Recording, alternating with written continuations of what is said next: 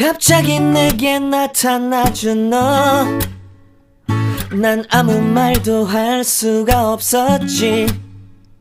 첫눈에 반한다는 이야기가 널 보는 순간 이해. Oke, Assalamualaikum warahmatullahi wabarakatuh. Baiklah, pada bab ini kita akan mempelajari tentang hakikat bangsa dan negara. Sebelum kita mempelajari hakikat bangsa dan negara, karena kalian baru masuk di SMK LPMD, perkenalkan, nama Ibu Siti Aminah. Kita akan bertemu setiap hari Senin. Oke, nah Ibu, sekarang kita akan mempelajari dulu apa itu hakikat bangsa dan negara. Oke, sedangkan hakikat bangsa, sebelum kita mempelajari apa itu bangsa, kita mempelajari dulu apa sih itu manusia. Manusia berasal dari kata manu, yang dalam bahasa Sanskertanya yaitu sen dalam bahasa Latin. Manusia sebagai makhluk individu memiliki arti yaitu manusia diciptakan oleh Tuhan Yang Maha Esa. Manusia merupakan makhluk sosial yang tidak dapat melakukan kehidupannya sendiri secara mandiri, melainkan memerlukan bantuan orang lain, sehingga manusia harus hidup secara bersama-sama dengan orang lain. Sekarang kita mempelajari tentang apa itu hakikat bangsa. Secara etimologis, bangsa memiliki arti dalam bahasa Inggris yaitu nation, yang merupakan suatu keturunan atau bangsa, yang berarti keturunan merupakan orang-orang yang bersatu karena memiliki kesamaan dalam hal keturunan.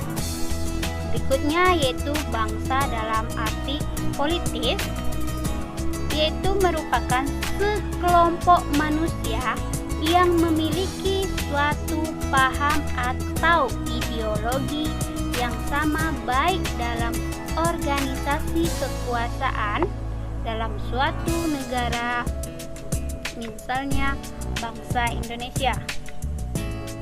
Berikutnya yaitu bangsa dalam arti sosiologi antropologi, yaitu dapat dibedakan menjadi dua, yaitu secara etnis dan kultural. Secara etnis merupakan suatu kumpulan manusia yang mempunyai suatu keturunan atau ras yang tinggal dalam satu wilayah dan juga memiliki ciri-ciri jasmani yang sama, warna kulit yang sama, bentuk tubuh yang sama. Berikutnya secara kultural merupakan kumpulan manusia yang memiliki berbagai ciri khas kebudayaan yang sama, seperti adat istiadat, mata pencarian, bangsa, unsur kebudayaan yang sama. Berikutnya, bangsa dalam arti sosiologi antropologis merupakan sekelompok manusia yang hidup atau tinggal dalam satu wilayah yang diikat oleh kesatuan, adat istiadat, bangsa, agama, kepercayaan, serta daerah. Berikutnya yaitu ciri-ciri bangsa. Ciri-ciri bangsa ini ada 6.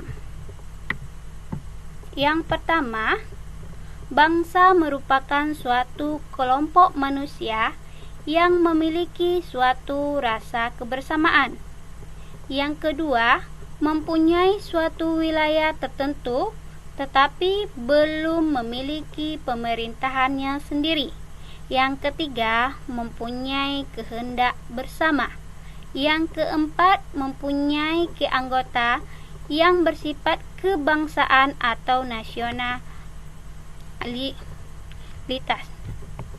Yang berikutnya tidak ditentukan secara pasti waktu kelahirannya. Oke. Next. Berikutnya yaitu kapan terjadinya bangsa. Nah, ini nanti adalah tugas berikutnya. Kapan itu terjadinya bangsa? Nanti Ibu kirimkan classroomnya ya. Berikutnya yaitu unsur-unsur pembentukan bangsa. Unsur-unsur pembentukan bangsa itu ada 3. Yang pertama, komunitas politik yang dibayangkan. Yang kedua, mempunyai batas wilayah yang jelas. Kita itu harus mempunyai batas wilayah yang jelas ya anak-anak.